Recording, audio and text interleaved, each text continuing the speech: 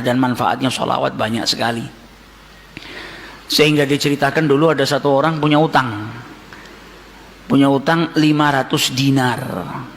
Dia punya utang banyak sama orang, kemudian datang waktunya semua pada nagih, maka dia kebingungan, nggak punya uang. Akhirnya dia pergi ke salah seorang saudagar, dia pinjam uang 500 dinar. Diberikan sama saudagar tadi. Sebelum diberikan ditanya, kapan mau kau kembalikan uang ini? Maka dia berkata, insya Allah di tanggal sekian saya kembalikan. Uang itu diambil, dia bayarkan hutangnya satu persatu. Selesai dibayarkan tidak tersisa uangnya. Nggak ada sisa modal untuk dia putarkan supaya bisa bayar hutangnya yang 500 dinar ini. Karena apa? Memang dia pinjam sesuai dengan kadar hutangnya.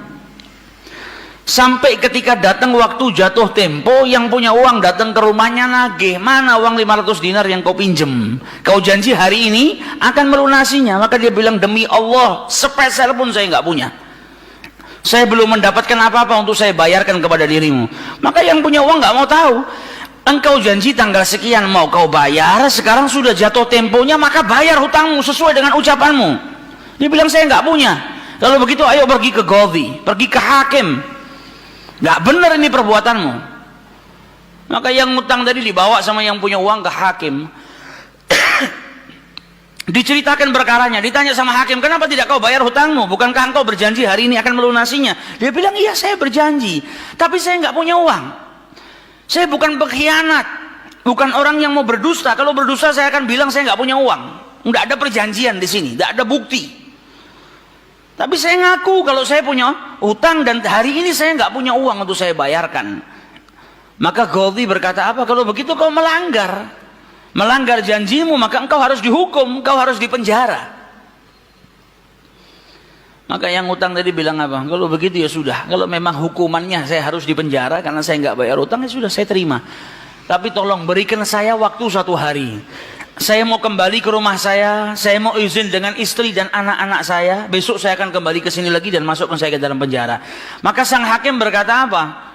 Bagaimana mungkin saya bisa percaya dengan dirimu? Siapa yang menjamin dirimu? Kalau ada yang menjamin kau bakal kembali ke sini, maka saya lepaskan. Dia bilang, ya qadhi, kalau saya niat lari sudah dari kemarin-kemarin saya lari.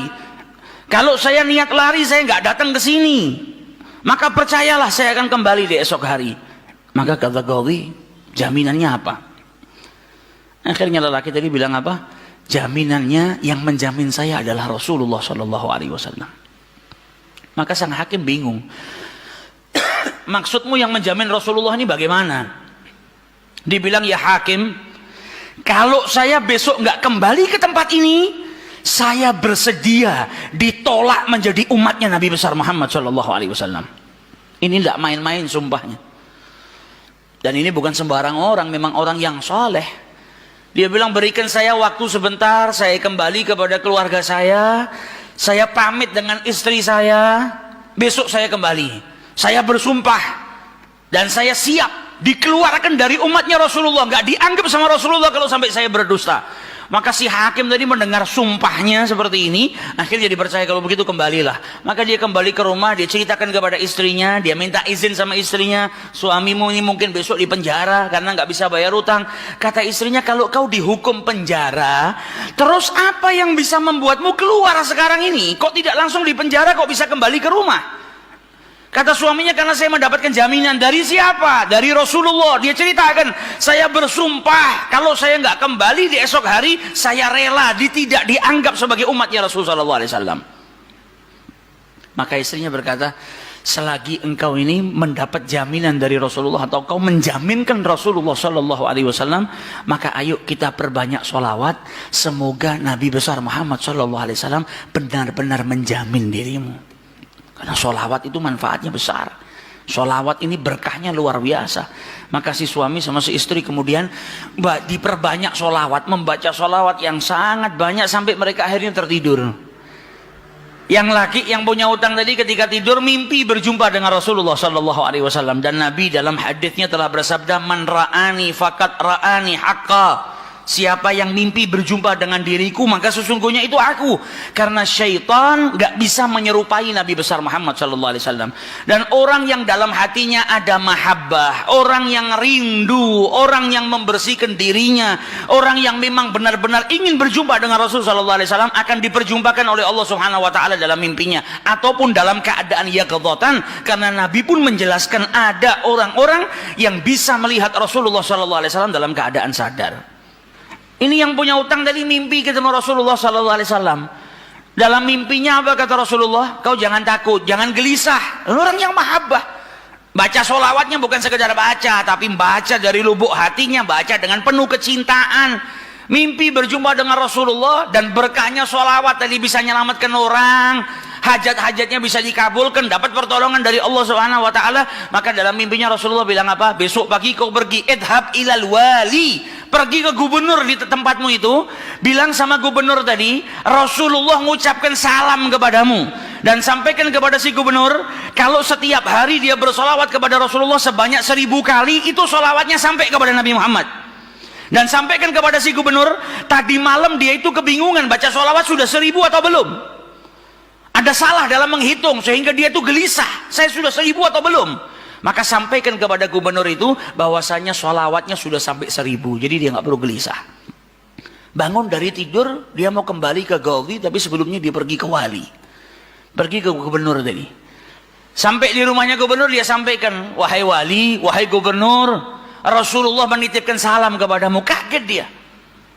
Orang yang selama ini dia sholawati, gubernur ini gubernur yang cinta kepada Rasul Sallallahu Alaihi Wasallam, tiba-tiba ada orang yang datang bawakan salam dari Rasul Sallallahu Alaihi Wasallam. Nabi Muhammad berkata kepadamu, wahai gubernur, sholawatmu yang kau baca 1000 kali setiap hari sampai kepada Rasulullah. Dan tadi malam ketika engkau kebingungan sholawatmu itu sudah 1000 atau belum, ternyata sudah 1000. Nabi ngabarkan kau jangan takut, jangan gelisah, karena sholawatmu seperti biasa, istiqomah kau baca, jumlahnya sudah 1000. Dan Nabi Muhammad minta engkau bantu diri saya untuk melunasi hutang. Maka saking gembiranya dapat salam dari Rasulullah, dapat kabar kalau sholawatnya yang selama ini dia baca sampai kepada Rasul Sallallahu Alaihi Wasallam. Ditanya utangmu berapa? 500 dinar. Diambilkan 500 dinar dari Baitul Mal. Setelah itu diambilkan lagi 2.500 dinar dari uang pribadinya. Ini hadiah buat dirimu karena kau datang bawa kabar gembira kepadaku, yaitu Rasulullah Shallallahu Alaihi Wasallam mengucapkan salam kepadaku. Mahabbah. Kita belum tentu, kalau mungkin andai ada orang yang mimpi berjumpa dengan Rasulullah, kemudian Nabi mengucapkan salam kepada kita, belum tentu kita bahagia sampai bisa mengeluarkan harta seperti itu. Tapi orang-orang yang mahabbah, kecintaannya sama Rasulullah luar biasa. Maka dia pulang dari rumahnya si gubernur tadi bawa uang 3.000 dinar. Utangnya cuma 500 dinar. Berkat sholawat dia bisa melunasi hutangnya. Maka dia pergi ke rumah qadhi, sebagaimana janjinya dia akan kembali. Dia ketuk pintu rumah qadhi, maka qadhi tadi ketika buka pintunya langsung memeluk orang tersebut, nangis yang luar biasa dan berkata apa? Alhamdulillah, berkat dirimu tadi malam saya mimpi ketemu Rasulullah SAW. Kata Rasulullah apa?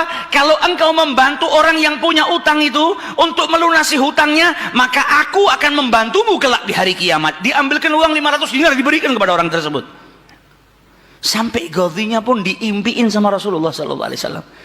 Keluar dari rumahnya Ghazi bawa uang berapa? 3.500 dinar. Dia pergi ke tempat orang yang dia utangi mau bayar utangnya. Ketika sampai di rumah orang tersebut, orang yang dia utangi tadi sudah berada di depan rumah nunggu kedatangannya. Ketika ini yang punya utang datang, langsung dipeluk, dicium, sambil menangis mengucapkan terima kasih, berkat dirimu tadi malam saya mimpi ketemu Rasulullah. Kata Rasulullah, kalau kau bebaskan utangnya fulan, kalau kau akan aku bantu, aku berikan syafaat kepadamu di hari kiamat. Utangmu jangan dibayar dan ini ada hadiah untukmu 500 dinar. Berangkat dari rumah punya utang 500 dinar. Berkat mimpi berjumpa dengan Rasulullah, utangnya terlunaskan dan ada tambahan 4.000 dinar. Berkat apa? Berkat sholawat yang dibaca kepada Rasulullah SAW. Jadi kita kalau baca sholawat ini bukan hanya berkahnya nanti di akhirat, bukan hanya nanti kita dapat syafaatnya Nabi, bukan hanya nanti kita dapat tempat yang dekat dengan Rasulullah SAW. Bahkan di dunia kalau kita ada situasi yang tidak menyenangkan, ada masalah, ada apapun, semuanya bisa hilang berkah daripada sholawatnya yang kita baca kepada Rasulullah SAW. Karena